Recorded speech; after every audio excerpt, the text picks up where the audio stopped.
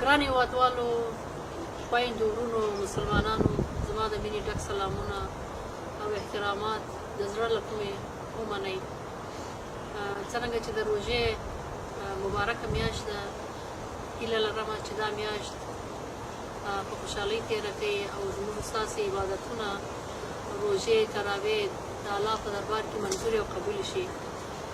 خدای دې وکړي چې دا روژه او دا اختر زموږ د وطن دپاره، زموږ د خلکو دپاره د خوشحالۍ یو اختر وي، او خدای دې وکړي چې زموږ د دې دعاګانو نه برکته زموږ وطن ته سوله راشي، نور زموږ د وطن نه دا ورور وژنه، دا جنګ و بربادي و دا دربونه زموږ له وطنه ختم شي او زموږ په وطن کې په ټول افغانستان کې یو سرتاسري خوشحالي راشي.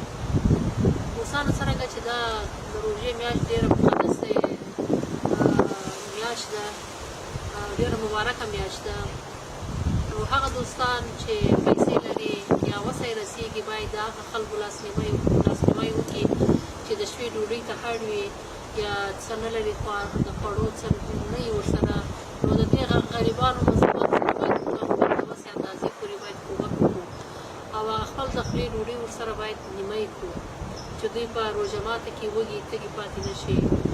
نو دوستانو، د دې روژې نه بعد بیا اختر راځي، د دې اختر نه بعد بیا لوی اختر راځي چې په هغه اختر کې هم خلک حج ته ځي، حجونه کوي. خو زما پیغام هغه دوستانو دپاره ده، هغه حاجیانو دپاره ده چې که یو ځلې حج ته تللي وي، دوباره زه وایم چې ضرورت پرې نه وي، ځکه چې حج یو ځلې فرض ده. نو راځئ چې موږ که بیا بار بار حج ته ځو، د هغه پیسې واخلو. زموږ په وطن کې ډېرې کونډې رنډې یتیمانې دي، نو هماغه پیسې واخلو، د غریبانو سره غریبانو کې ورکړو. زه فکر کوم چې دا به زموږ ډېر غټ حج اکبر وي چې موږ د غریبانو سره کومک وکړو. نو خدای دې وکړي چې په بعض دوستانو دا زما پیغام بده ونه لګېږي. الله پاک دې موږ ته هم هدایت د نیکۍ راکړي او الله پاک دې موږ ته هم منظوره وګرځوي چې لاړ شو، حج وکړو یو ځلې او د الله په دربار کې توبه وباسو، د خپلو عملونو نه توبه وباسو. نو هیله ده چې کېدای شي دا زموږ د ګناهو له امله وي چې زموږ په وطن کې داسې بد حالات را روان دي.